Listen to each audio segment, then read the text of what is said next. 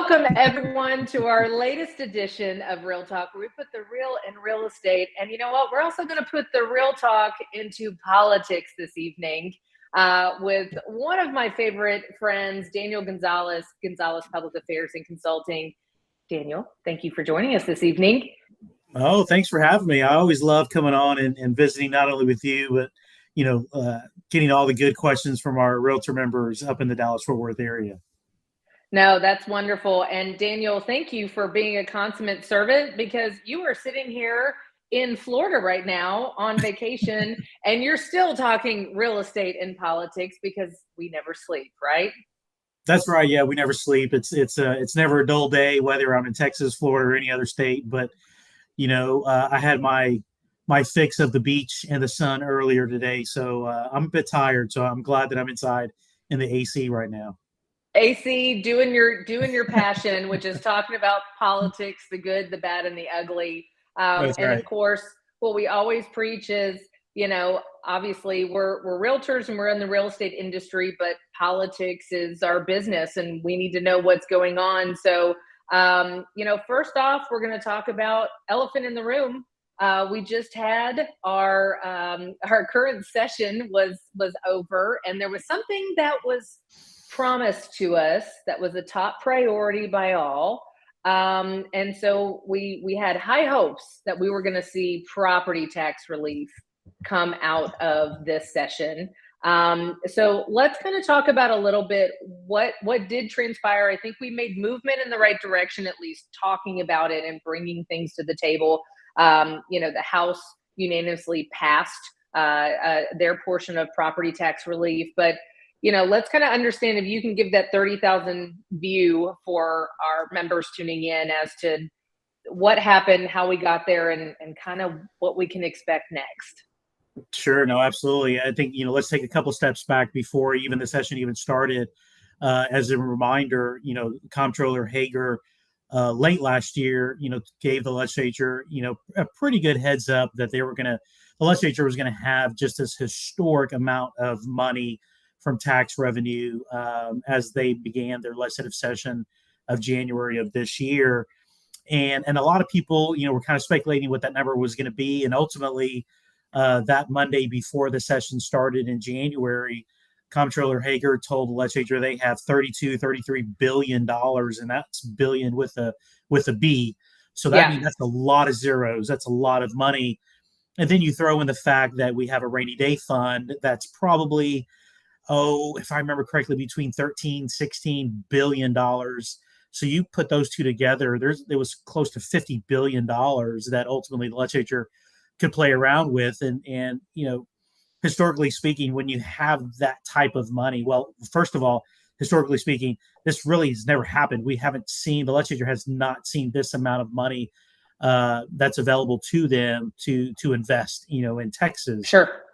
Typically what happens is when the legislature comes in, they're always met with, well, you have a couple $1 billion to play with, or you don't have enough money and you have to cut the budget. So, it's the joke around Austin is always, it's easy to write a budget whenever you don't have money, because you can always say, oh, well, I really like your program, but we don't have any money, so we can't fund it. Sorry, next time. Well, this time they didn't have that excuse. So they actually had to make some hard decisions, or not so hard decisions. But, we saw from the very beginning, Governor Abbott, he one of his top priorities was property tax relief, and to give a lot of that money back. And I think, in fact, Governor Abbott, among others, said that they wanted to give half of the 33 billion back to taxpayers. So, that's about, $16.5 billion, which, that's great. Ultimately, for 140 days, the House and Senate were going back and forth, trying to figure out what the best plan was. The House, they wanted to do compression on school tax rates. And what that means is that the state would basically make up more of the funding mechanism for school districts. And then they coupled it with a appraisal cap. Currently, there's an appraisal cap of 10% on homestead properties currently right now. Does not apply to any other property, any other types of property, commercial, industrial, or second homes, rentals, etc. So that was the House plan. But then on the Senate side, They also wanted to do compression, but they also wanted to couple it with a homestead exemption increase. Lieutenant Governor Patrick early in session said he wanted to go to $70,000. Currently, it's $40,000 for the homestead exemption. So he wanted to increase it by $30,000 to a total of $70,000. And then ultimately, before he leaves the Texas Senate, he liked that to be $100,000. Over 140 days, it kind of went back and forth, kind of came right down to the end, and ultimately they ended session without figuring out and coming to a compromise on property tax relief. So Governor Abbott that evening, Monday evening on May 29th, called them back in at 9 p.m. For their first called session to do border security as well as property tax relief, and quote, only through compression mechanisms, end quote, is what Governor Abbott wanted. So he didn't want appraisal caps. He didn't want homestead exemption. He only wanted compression, for the legislature to only look at property tax reform through compression of school tax rates. All right, so we're going to dive into that a little bit. We've got Sherry Fierbacher, which again is my favorite broker and also my mother. And so we're constantly talking about these things because politics is what we do for a living. And she said sometimes it feels like they are always dangling the property tax relief carrot in front of us only to let us somewhat down or completely down. Are we crazy thinking it's ever going to be reasonably corrected? And I mean corrected, not changed. Getting tired of it. And Daniel, I mean, you've been around, you've worked with Texas realtors for quite some time. And so, you're in the realtor space, tons of realtors. It is difficult because property taxes and insurance currently right now in this climate are the two variables that are really having this causation effect of, one, can people actually age up into their homes and continue to afford them? And two, can new home buyers actually enter this market space? And look at that with the rates of our appreciation. We were just talking offline about you being in Florida and popping into an open house and hearing how much, a second vacation home would cost there, and upwards of $6 million. And so in relation to Texas, that's still extraordinarily affordable, but that's a vacation home. And so here, right, having some of the largest property tax burden in the country, but also the recipient of the top two net migration of all the people in the country coming to Texas, it is causing, a rise in our values that's been in an exponential rate that we haven't experienced. 10 years ago, we still had the same property tax, rates, or at least therefore plus or minus. I mean, we still had higher property tax burdens or jurisdictions, but with values just consistently raising 3 to 6% year over year, it was something that we could all quantifiably prepare for. So if it's just compression, that's my question. If we're just talking about compression now, is that something that really gives us a long-term benefit? Well, wow, there's a lot to unpack there. But if you're just looking at compression itself, that can be a good thing. And what I mean by that is, if you just look 10, 15 years ago, the percentage cost share, if you will, between local school districts, which they generate their revenue through local property taxes and values and their school tax rates. 10, 15 years ago, that number was basically 60-40, meaning that 60% of the revenue was coming from ISDs, from the local value, and 40% was coming from Texas. And it was probably 22 years ago that number was probably 50-50-ish. Yep. So, the state kind of got out of imbalance. So what the state has been trying to do for the last decade and a half is to try to bring it back to parity, to try to bring it back to 50-50. And I think we're there. I think we were there in 2019 when the legislature compressed tax rates substantially. And I think with what the legislature is trying to do during this special session is, further that parity to the state side. Maybe it's 58% state funding. But you have to remember, too, though, it's a lot of money. I mean, when you talk about property taxes, and first of all, let's make sure that everyone understands Texas does not levy a statewide property tax. It's all local property tax. Local. So Yes. schools, cities, counties, special jurisdictions, special districts, all of those are levying a property tax. When you take all of those entities that levy a local property tax on an annual basis, you're talking roughly about $70 billion that's raised. So that's a lot of money. And I want to make sure everyone's clear, 70 billion with a B. That's how much money is raised through the local property tax. You take schools, just them alone, that's about half, about 35, $36 billion. So when the state wants to come in and compress tax rates to the tune of, they were talking about 12.5, 12.6 billion for during the regular session and now in the first called session, that's great. That's anywhere from a 20 to 22, 24% decrease just on the local ISD, independent school district property tax side, which is, that's certainly great. That's certainly laudable. Sure. But you're talking about a lot of money. I mean, when people say, well, we want to get rid of property taxes, great, let's do it. But it's $70 billion for everything. If you just want to get rid of school property taxes, that's $35 billion. So it's a lot of money, and it has to be sustainable. And I think that's one thing that the House, Senate, and the governor really are, to be honest with you, are struggling with is they want to give back this money, this $33 billion in excess tax revenue back to Texans. But you have to do it in a way that is sustainable, that's long term. Yeah. And what I mean by that is if you can afford, and we can't afford, let's say the $12.6 billion in new compression that they want to do, in addition to the $5.3 billion compression that they have to pay for what we did in 2019. I mean, that's a lot of money, and that's great, but is it sustainable? Meaning we can afford it for the next 2 years, but what happens for the following 2 years? And then what happens in 6 years? What happens in 10 years? Yeah. If you do compression, I think the reason the governor really likes compression, to be honest with you, is it doesn't tie the hands of future legislatures, meaning that while we can afford it today, it's going to be up to the next legislature in 2 years to figure out if they can afford to budget and continue the compression. When you talk about homestead exemption, you do bind the hands of future legislatures because that would be in the Constitution. Voters would have to approve the increase from $40,000 to $100,000, and that's what the Senate is actually asking for right now in the special session, the first called session. So that's a $60,000 increase, and that costs about $5 billion annually.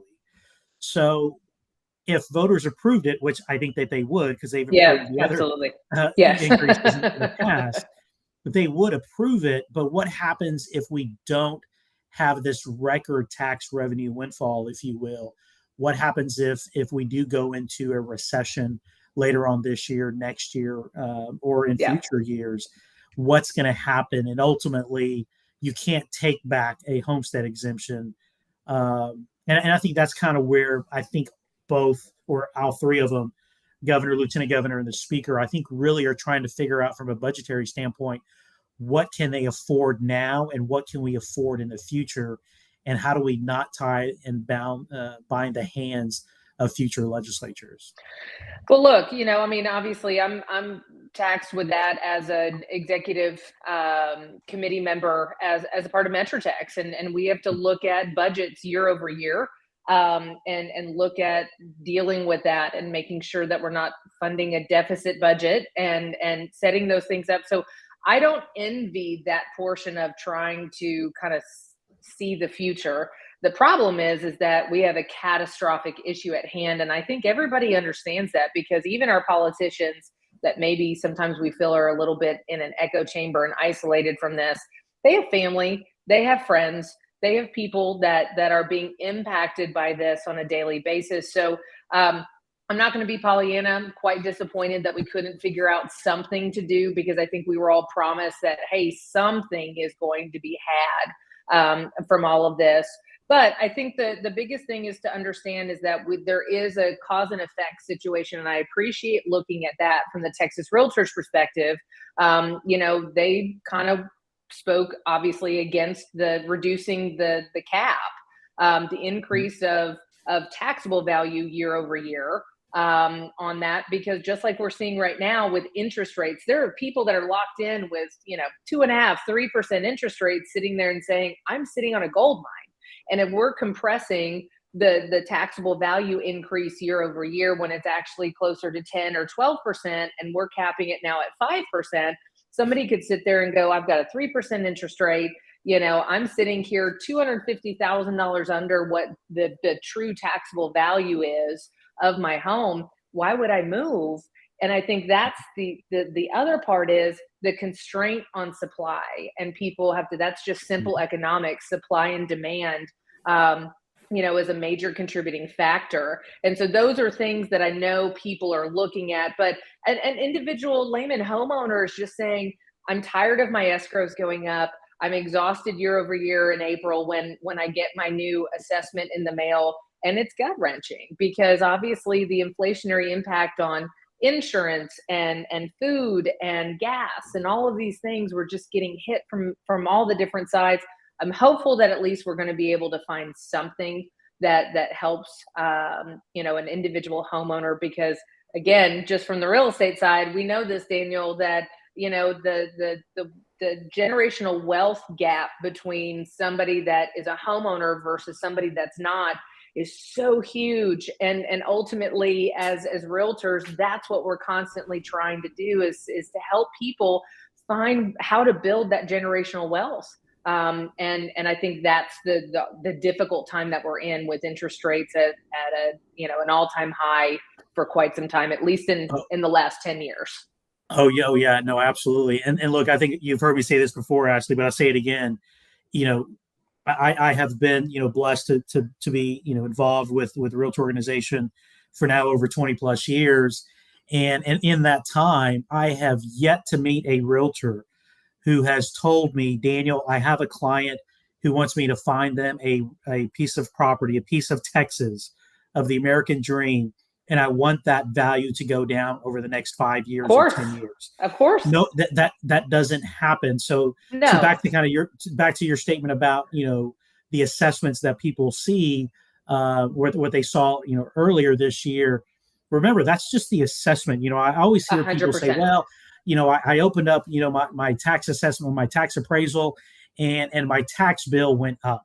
Well, that's not your tax bill. That's just 100%. Your appraisal. Yeah. And I think a lot of people still are confused about the appraisal versus their actual tax bill. Because look, in a perfect world, you want your value to go up. And thankfully, we've been blessed here in Texas that we do live in a state where values have gone up. And that's great from a generational wealth standpoint. Yeah. In a perfect world, though, you would hopefully have those tax rates then be adjusted accordingly. So as your value went up, your tax rates would come down. So theoretically, your tax liability stays the same. But what we've seen over the last years, at least prior to 2019, a lot of these local entities were not adjusting those tax rates accordingly. And that's why the legislature stepped in 2019, and passed, I believe, Senate Bill 2 that actually forced those local entities to lower their tax rates. At the same time, the state was part of the problem, at least on the school side, because in their budget, the budget, document would always say, well, the legislature believes that property values over the next 2 years are going to go up 7.2% in year one, and then 6.9% in year two. And the reason why that's important is because think about it from a glass perspective. The glass is your total tax revenue for schools. And the glass gets filled up first from local values and those local tax rates. And then whatever's left over, if the tax rates don't generate enough revenue locally and they don't fill the glass up all the way, then the state comes in and fills it up. Yeah. But the state was actually taking advantage of higher values. So more money would be generated at the local level. The state could put less money in schools overall. They would still put more money, total dollars, but from a percentage standpoint, went down. And that's why that disparity existed, 60-40 that I was talking about earlier. 60% of the revenue is coming from the local school districts, from local value. So I think, the legislature is headed, I think, on the right path. I do think that we as Texans, as property owners, we will see something. I think compression, really is good. There are some folks who want to get rid of, they always say, well, we want to get rid of property taxes altogether. Well, again, that's great. But like I said earlier, that's $70 billion. So how are we going to make up that revenue? And you have to make it up from somewhere. So that's going to be something that I think they're going to have to deal with, not just this session, but in future sessions. But again, as I mentioned, I think they will come to an agreement. I don't know if it's going to be in the first called session, because the Texas House, they literally, within one day of the first called session, they passed the two bills that the governor put on the call for the special session. They sent those two bills to the Texas Senate, and then the House adjourned sine die, meaning they're gone. And really the Senate is left with only one option, which is to pass those bills that the House passed. Because if the Senate passes any other bill, or they change those bills, since the House is adjourned sine die, they can't come back. So we're kind of in this, little quagmire here that the Senate is still in. I think they have a special session can only be for 30 days. So I think they have another 15 or 18 days left. So I don't know what they're going to do, but we will get something done, I believe, during this summer. It may take a second or a third called session, but they'll get it done. Daniel, I think the biggest thing is that, wow, everything you just said, which I understand because I'm heavily involved on the political advocacy side, from the realtor side and everything, but that is clear as mud for most of the layman public. And all they're sitting there is saying is, you promised to help me, and I'm not being helped. And I think that's the hardest part. And, Sherry's second comment is basically, what she means that weed out the pork is trim the fat, and those are things that we have to do even in our own homes. As things get more expensive in other areas, we have to look at where can we trim the fat in other areas. And I think that's something that we can continue to impress upon our local leaders, is to sit there and say, you've got all of this increased, tax revenue because of our values appreciating and everything else. And instead of funding additional programs or saying, hey, we've got, $10 million here that we can spend, let's try to spend it all. Instead, don't even look at that. Just see what you actually need. And when we've had that discussion time and time again, but on a local level, we have to take more accountability. I'm not taking that away from the state level. Right. Guys, we need property tax relief. But we also need to be very involved on a local level to hold our local officials accountable when they're doing their budgetary process, which is going on this summer right now, across the state, to say, no. This is probably not the time to do X, Y, and Z. This isn't needed. This is a wish list. It's not a must and a need, and to call into question. And to your point, that assessment is just an assessment. That's just saying what we think your home is worth. And that's one key, component. And then we obviously have the rest. But let's move on. I mean, I belabor the fact that obviously this is the most important thing that everybody's talking about, but there's some other things that kind of went on in this session. We had Justin Holland on several weeks ago in the middle of session. He actually got out of a committee hearing and jumped in and was able to get with us live. But I know there's some things that he's been looking at. And one thing was a seller's disclosure bill. And this kind of had a personal connotation about it as well. And so I'm actually just going to read a statement because Justin Holland actually texted me what he'd like me to read over this. So Chairman Holland, Justin Holland, who is one of our state representatives, locally over Rockwall and Collin County, is also going to be the chairman of the Sunset Committee. So Chairman Holland has pulled Trek into the sunset pattern to talk about contracts and disclosures, and specifically special districts transparency over the interim. We'll have a robust discussion about Trek forms and transparencies for the protection of our consumer, the buyer, and the seller, our clients. But after 4 sessions, what a win, because it was passed that the CSST, Sellers Disclosure Bill, in honor and memory of Brennan Teal of Heath, Texas, was passed. And so I actually went to school with Justin in Rockwall myself. Brennan Teal unfortunately passed away due to a tragic event in a gas explosion, and that's been something from that side, just from our sellers disclosures, to be able to disclose different types of gas fitting, piping, different things like that. So CSST is something that you guys can look up and see what that was, but pretty proud that that was something that was being able to be passed.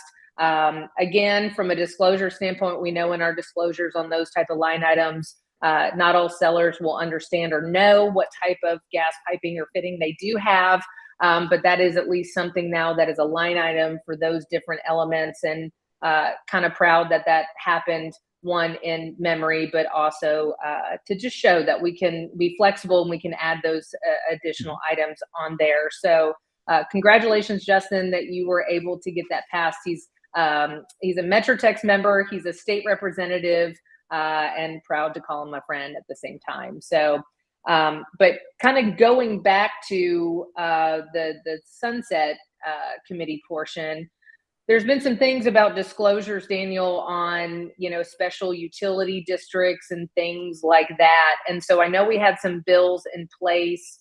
Can we kind of talk about a little bit there, what that looks like? I know we didn't get those over the finish line as well, but kind of talk about maybe the need of what we're looking at doing in more transparency on those additional taxing entities. Sure. No, absolutely. And before I answer that question, I want to make sure, I mean, obviously, your viewers know this, but, that seller disclosure, when it was passed, I believe back in the late 80s, early 90s, it was really meant to give the buyers of real estate, kind of just a heads up, just a really good understanding of what that property, the condition of that specific property was.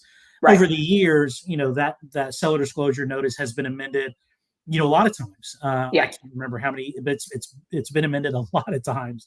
I think when it first began, I think it was maybe a 1-page seller disclosure. Now I think it's 3 or 5 pages. Just the state mandated one.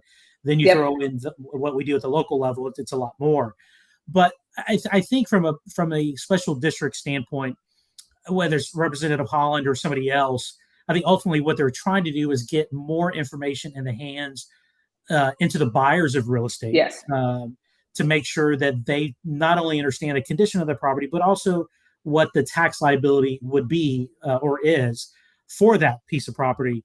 Right. So I'm not going to say that it's not a good idea to give buyers, potential buyers of real estate, more information about special utility districts and the property tax liability that comes with it. But I think you have to look from an overall perspective of, is there a state database that includes all utility districts that realtors don't fill that out. It is a seller disclosure notice that we give to our sellers for them to disclose. So we want that seller disclosure to be useful, and for it to be accurate. And I think the concern is that if sellers don't know where to point people, then ultimately the answer is going to be, it's either going to be yes, no, or unsure. And if you just have a whole bunch of unsures, then that whole seller disclosure kind of defeats the purpose of the seller disclosure. Right. So I think where Justin, Chairman Holland, is going is laudable, because he wants to look at the seller disclosure as it relates to special utility districts, and whether or not the real estate commission should be the entity, the state agency that houses a statewide database of utility districts, or if it should be at the appraisal district level. I don't think anyone is wanting to not tell people what their potential tax liability is on a piece of property that they want to buy. But I think we want to, I think the rub, if you will, and that's probably the wrong word, but I think where we all want to try to make sure that the seller disclosure and that information that is being disclosed is useful, and that you can actually do something with it. So I think it's a good thing, that the Real Estate Commission under limited review is going to look at this. And I think it also kind of calls into question too, that maybe it's a good time for us to really look at the seller disclosure notice, generally speaking. Look at all the different amendments that have been made over the last 2-3 decades. Is this the best document, that we have today? Maybe it is, maybe it isn't. But I think it's probably time for us to take a really robust review. And I say us, us as realtors, to take a look at it, and really find, figure out if this is something that is working for everybody. If it's not, then let's rehab it, let's redo it, and let's make sure it's the best document, that the potential buyers of real estate can have in their hands before they make that decision. Well, and I think that's the biggest thing, is kind of figuring out, are these changes to the forms coming from prior lawsuits, or are they coming from protecting the consumer? And on both sides. And I think that's something that we do have to look at. And I think that's very important. But going back to Ashley's comment, people do want relief. They want to enjoy their home. They want to enjoy their communities and be able to have faith in the economy. And so even going back to this statement, or the conversation that we're having about the special taxing authorities, they've been around for quite some time. It's just, we're now really putting a lot of emphasis on it. One, because we've got, I call it rural suburban areas that are continuing to develop, all across the state, but just talking about hyper-local in specifically North Texas, that we're offsetting a lot of cost of the development, and it's going back to the buyer of that property. So now that taxes are becoming so unaffordable, and you have these special taxing authorities on top of that, I think we are getting really hypersensitive to the fact that, guys, we have to pay attention to this, because not only are your taxes increasing year over year at an exponential rate, but in some areas you have $1,000, $2,000, and even $5,000 a year of an additional special utility tax of some sort. And so just making sure that everybody has that quantifiable information to be a good steward, and make sure that not only, just like you were talking about at the state level, we can afford this house this year, but can we afford this house 2, 3, 4, 5 years from now? Right. And I think those are the conversations that we're finally having. So Johnny Moad, when it comes to seller disclosures, I've noticed several brokers in the area, particularly the larger ones, have stopped using their own and have adopted the state's. Helps with consistency. I do think consistency is prudent, because we do have a lot of different forms out there as far as what's being disclosed and what's not, and that's difficult. So hopefully we'll continue to flesh that out, and in this sunset review be able to have really probative, constructive conversations to figure out, like you said, Daniel, is this what's best for the end person that's receiving this information, and are there ways for us to be agile and improve it? Yeah, no, absolutely. And look, I mean, if you look at, I think the comptroller has, I can't remember the name of the publication, but I think they do an annual or biennial publication every 2 years that talks about property tax liability from all the different local entities. And, look, school districts, you have about 1,100 school districts, cities, kind of around the same, maybe about 1,000. Maybe it's plus or minus, 1 or 2 that we get, a new one every year. But counties, we're stuck. There's only 254. But you look at special utility districts, whether it's a PID, PUD, MUD, whatever it is.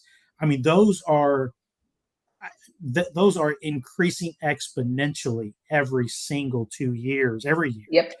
New ones are being created. So I do think, again, going back to Chairman Holland, looking at the seller disclosure, whether that's the correct document to put these things in, maybe we have a statewide database. I do think it's a good conversation to have. I do think that the state probably needs to step up and create this database and not leave it up to either Texas Realtors or somebody else to do it. And maybe or maybe it's the appraisal district that we give it to. But there has to be some localized, centralized place where a person can literally type in an address and they can see all of their taxing jurisdictions. I think the appraisal district may be the better place for that, because you literally can do that right now on the appraisal district website. But it's just really figuring out what are the boundaries of these districts. Who has those boundaries, and are they mappable? Is there GIS information about them?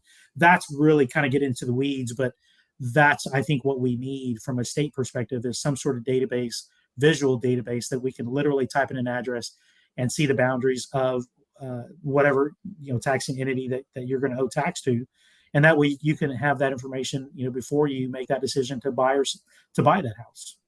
Well, and I think that's the biggest thing, because there's a lot of protection for that consumer, but this is one where this is uncharted territory to an extent of like you said, the rapid growth of these special taxing authorities. And I think as realtors, what I would like to sit there and say and put out there right now is, do not rely on that tax cert, because that is what has gotten people into a pickle before, is the fact that we sit there and say, no, when we do the tax certification, when the title company orders that, and that's both looked at by them and the lender, that's everything on there. And unfortunately, guys, that is not the case. And I know that sounds bizarre, that you're sitting there doing a tax certification and why is this special utility tax not showing up? But because the way things are getting categorized, it's not being done at a county level.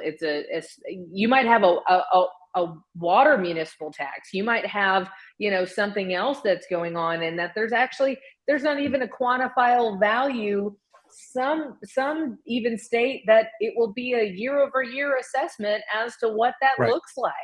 And so that's the difficult part. So what I would challenge you to say is, just ask the questions. And what I do think that by putting something on the seller's disclosure, what it could do is it could at least elicit a conversation, Daniel. It's not the end all be all. That's a starting point. That's not the ending point of doing that. It's more of, is there an additional, a special utility tax or an additional taxing authority beyond what's referenced on the appraisal district that you bear burden to pay? And of course, that's a long little statement there, but doing something for at least a seller when they're reviewing it to say, we do get a separate bill for this. Let me kind of look at that. And that's just a piquing of the interest. It's not the end all be all to sit there and say that's where all the information is going to be. All right, Ashley, let's see what you have to say. We need a centralized database of information so everyone has access, buyers, sellers, realtors,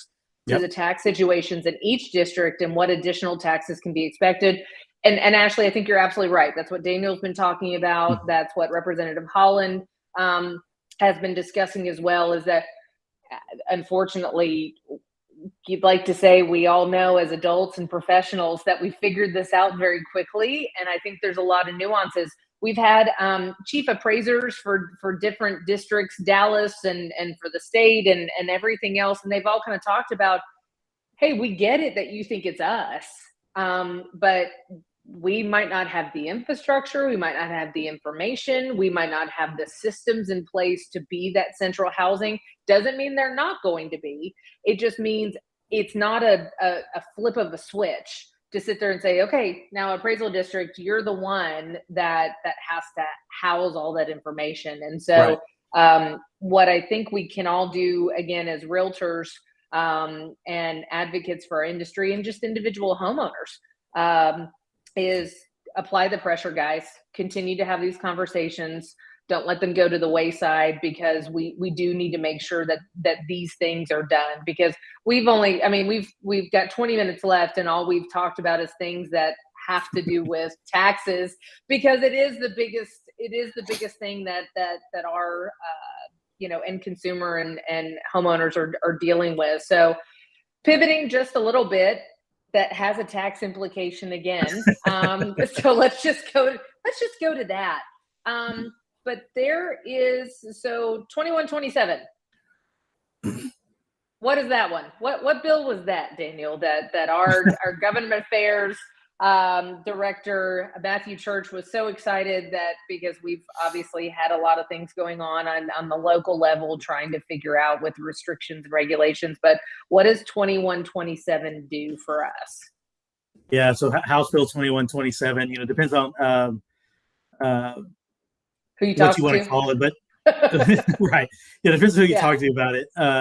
But it was labeled, I believe, the Death Star bill earlier in session, and Representative Dustin Burrows out of West Texas, he was the author and chairman of the House Calendars. It was his bill, but it's currently sitting on the governor's desk, right now, and I think the governor will. I think he'll sign it. But basically, what this bill does, it preempts certain local ordinances if the state or federal law supersedes it. So my understanding of that bill, the way that it was drafted and the way it was sent to the governor, basically says that if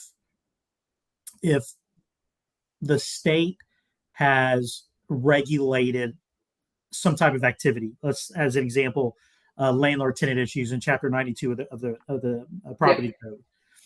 So if the state has already regulated and is regulating certain activity like landlord-tenant issues, then a local ordinance cannot then be passed that would put more onus or more regulation on top of that. So I know in Dallas we've been having this issue about evictions since COVID with on landlord tenants, whether or not it's an additional 5 days or 10 days or 30 days before a suit can be filed.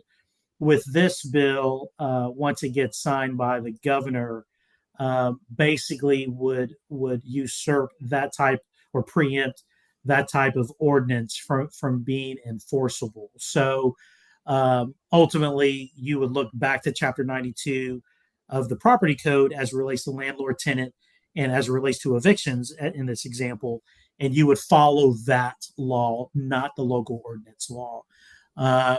So I think a lot of cities are probably a little apprehensive of how many ordinances may be preempted. And to be honest with you, I don't think there's a good number of what we know is going to be preempted at the local level. But I do know, at least on the property code side, landlord tenant side, they were really specific of trying to take care and have one standard statewide as it relates to landlord tenant issues. Well, and I think that's really important to discuss because, again, relating this back to property taxes and everything else, Daniel, you talked about in the beginning of our live stream, the fact that there is no protection for second homes, rental properties, everything else. And so we're seeing at least some mitigation of those tax burdens increasing year over year because of that homestead cap. Landlords don't have that. So when we're talking about those things, our assessed values going up and what that tax burden is, landlords are also getting priced out of being landlords. And those are the conversations that we've had, obviously, at a local level. And Daniel, you've been very a part of those, is to sit there and say, hey, we understand it's not landlord good, tenant bad, or landlord bad and tenant good. It's just we need to create an equitable infrastructure right now because there's no protection for the landlord on their increased costs on taxes and insurance. But at the same time, the tenants can't have all the protection and the landlords not have the ability to still be able to receive rent on the property. And that's the sad conversation because we want to have good landlords that are providing, affordable quality housing in these areas. And so those are the conversations we're having. Hey, there's no protection for landlords right now on their assessed values going up. Understood. but they at least need to be able to collect rent, because if they can collect rent, they can still, use that home and leverage it as a rental property. And the concerns that we were having was with this overregulation from a local side, and I'll throw it out there that it was Dallas. And I get what they were trying to do, but by trying to increase, notice to vacate and all of these other things, and extend the eviction moratoriums and create a component of rent control, ultimately what you're doing is you're telling the landlord, I can no longer effectively offer this as a rental product, so I'm going to sell it and allow it to go into an owner occupant product most of the time. And then we have decreased rental products in our communities, which again, like we talked about, that is what's going to artificially inflate the rates. So whether it's the price of the home because of supply and demand, just normal economics, or if you're sitting there and you've got less rental product to be offered, but we still have the same number of tenants, well, guess what, guys? Those rates are going to continue to go up. And so we've got to figure out, so on the property tax relief, I still feel like if there's a way that we can figure out to offer some sort of protection on landlord homes, that's definitely something we should look at. But ultimately, I'm still very happy what House Bill 2127 did, which was at least give the state a uniform, ability to set that property code between that and not allow it to be hyper local on those things. Yeah, no, absolutely. And I think, what I think there's a misconception out there too, that look, I've been a landlord, I've been blessed to be in that position. And I think there's a misconception that landlords at the very first moment that they would like to go file an eviction lawsuit. And I got to tell you, you would know better than I would, but that's just not the case. You want to find and you want to have really good tenants who pay their rent on time, who take care of the property, and that's it. And for some people to think that, well, let me say it this way: there are a lot of good landlords out there. There are a lot of good tenants. But I think, a lot of times, whether it's the local entity or to a lesser extent the state, at the state level, we really try to, legislate or create an ordinance, that really goes after the bad actors. But ultimately, it impacts everybody. It impacts all of us. But I'd like to say that, landlords want to work with their tenants. They don't want to kick them out, because there's make ready, there's additional expenses, that you have to go through and everything else. So if you can work out something with your tenant and keep them there, maybe you're only getting 90% of the rent or 80% of the rent, but landlords want to work with tenants. And I think a lot of these city councils just don't see it that way. And I think a lot of times from our perspective, a lot of our members are dealing with single family 1 to 4 units on the landlord tenant basis. And I think a lot of these problems really we see on the multifamily side, the apartment complexes, the large apartment complexes. And I think a lot of problems come from there too. And the last point I would make is this, that I think there are some local elected officials who just believe landlords are part of this whole, a huge global multinational type of entity. But most of them aren't. I think, they are me, they're you, they look like us. We may have 2, 3, 4 properties. Heck, from realtors, I've always heard, this, and I still believe this is true still today, that realtors, we don't have a 401k. We don't have a defined. Nope, it's our retirement plan.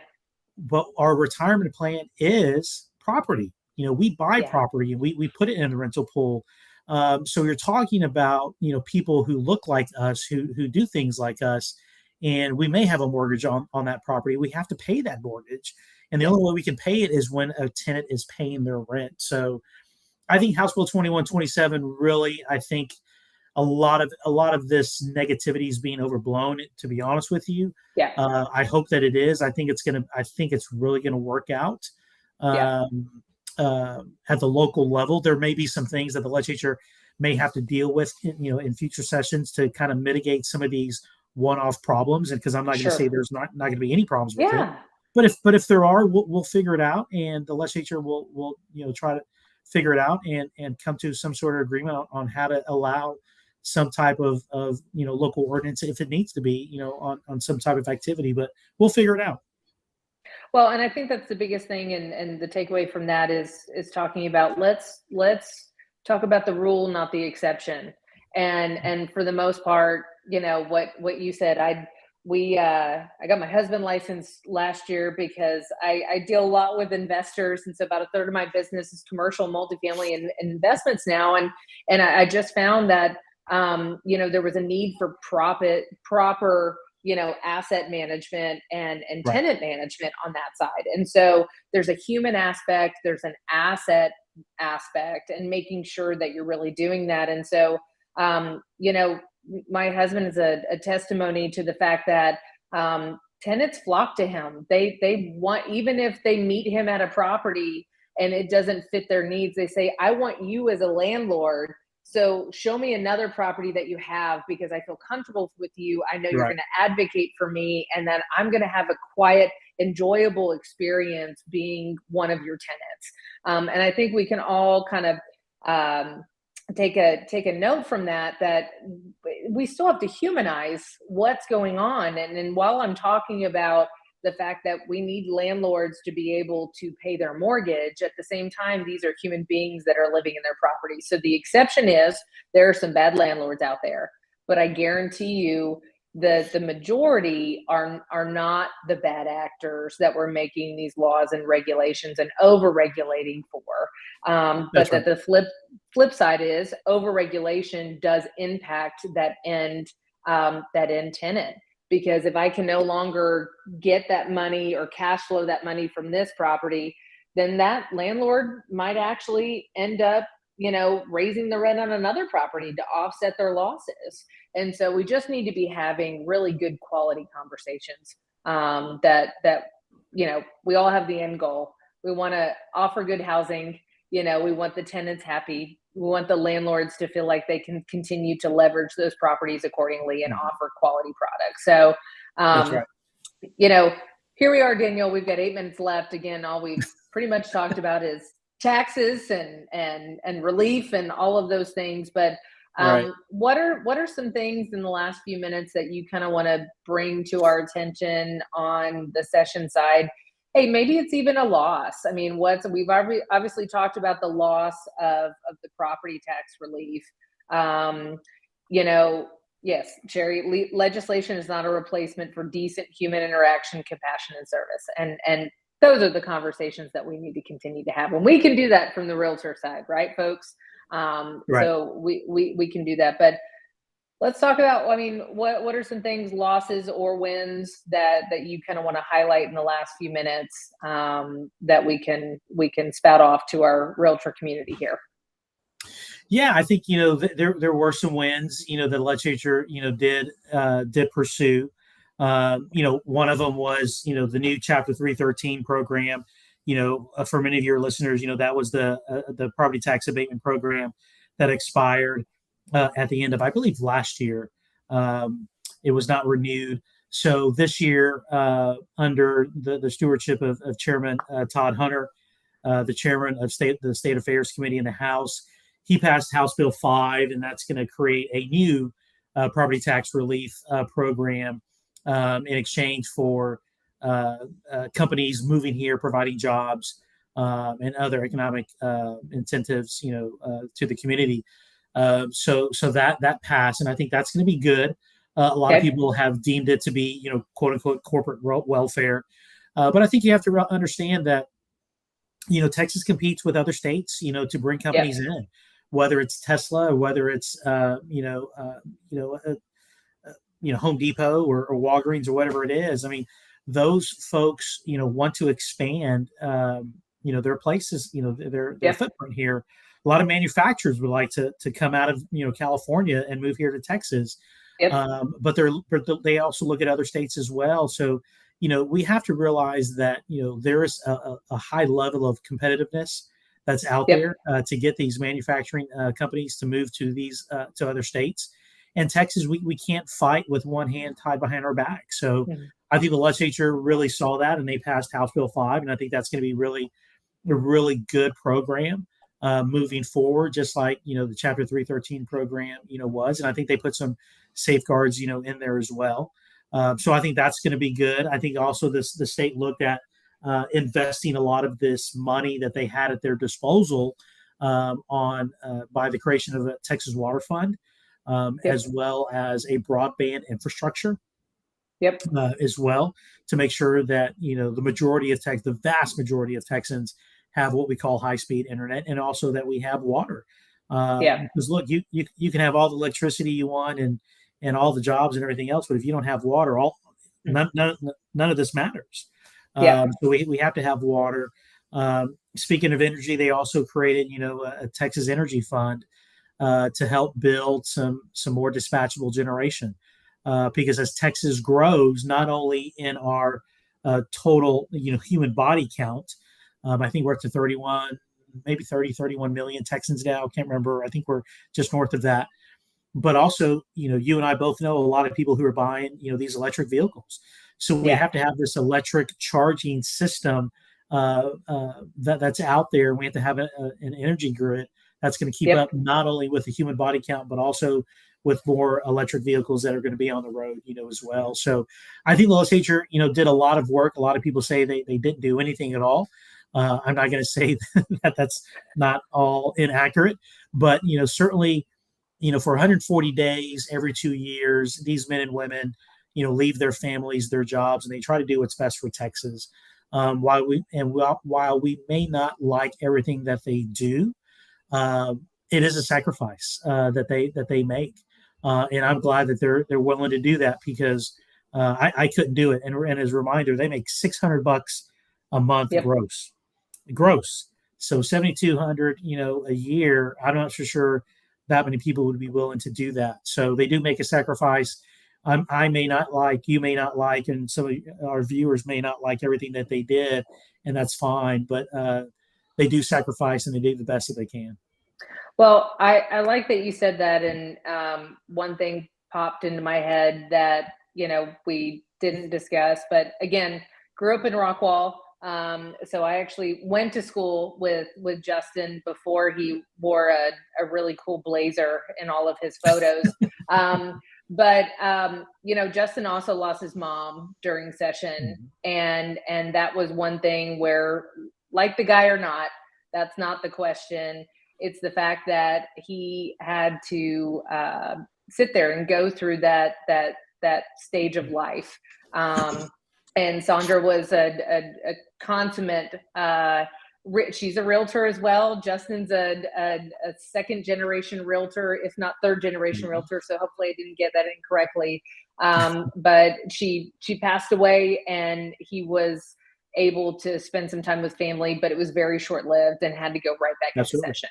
And I think we forget that sometimes, that these are human beings that are advocating on our behalf. So like Sherry said, decent human interaction, compassion, and service, we can all do that, because I know, Daniel, you've been one that has been a servant leader, on behalf of the Realtor Association, and now on your own. And the same with me. I mean, I'm here because I'm obviously categorically insane that I would sit here and give all my time to not get paid. And to do those things, but I get paid in other ways. And I think these legislators understand the same thing, that they are advocates, that they get paid in other ways to be able to see the what they're able to do. That doesn't mean, like you said, doesn't mean they got everything done that we want to see them get done. And it doesn't mean that sometimes there's not more work or personalities that have to be put to the side to try to get to a common goal and a compromise. But what I would say is, guys, we're continuing to work as realtors in the realtor community. That's what you can do, is be a part of these conversations, educate yourself. So when a consumer or client is asking you questions, that you can adequately answer them. And even if it's, hey, I don't have the answer to that, but I know much smarter people that do, and I'm going to go and I'm going to go and seek that information. But while the real estate market continues to rapidly change, I'm glad there's not a $6 million vacation home next to where my house is, Daniel. And luckily you're enjoying yourself. And I love that you popped into an open house. But we're blessed in Texas. We are blessed that we have a robust economy, that even with the inflation and the economic impact that others are seeing across the country, and we are still seeing as Texans, that we are supported. We are continuously protected, and that we are soliciting these companies and new people to come here, because that just continues to give us those protections. So guys, continue to tune in on Real Talk and consume the information if you can. If you have any questions, feel free to message myself or Daniel, and message MetroText directly, because real estate might, be our job, but politics are a business, right, Daniel? That's right. And what they say, if you're not at the table, you're probably on the menu. So that's always been the old adage, and you got to stay involved, because your voice matters. Your voice matters. Yes, it does matter, guys. And again, with all the voting statistics and everything else, I mean, I think we're 90% plus on realtor members and like registered voters. And so I'm proud of our realtor community that we continue to have a voice, but it doesn't just stop at the voting booth. So if you want to get involved, you want to learn more about how you can understand what's going on politically, how you can be involved in TreePack by checking the box, right? Daniel, it's backwards, but keeping the box checked on your realtor dues, or investing in our grassroots political action groups, feel free to reach out, and I would love to walk you guys through that, because that's why I'm constantly at the forefront of those conversations, and I'm able to advise my clients accordingly. And that creates a different type of value proposition, because that's the other thing that's on the table right now, is the value proposition of a realtor. So get involved at the local, state, and national political spectrum, guys. And I promise you, your clients will not argue what your value proposition is to them, because they're not clients for a transaction, they're clients for a lifetime. Okay, and yes, here's my mother. Thank you for serving us and keeping us off the menu, Pickle. She calls me Pickle, Daniel, because sometimes I'm sweet and sometimes I'm sour, just like a pickle. So there we are. But Daniel, thank you for taking your time out of your vacation. Oh, absolutely. Because you are, yeah, go ahead. No, thank you very much. And like I said, I always enjoy coming on and talking about politics, issues, whatever it may be. And I'm sure hopefully we'll have another opportunity later on this year, going into next year, to do it again. Yeah, we're going to recap the special sessions that are going to give us that property tax relief to the other Ashley out there that's discussing it as well. So, all right, Daniel, go enjoy your vacation, and we will talk to you guys very soon.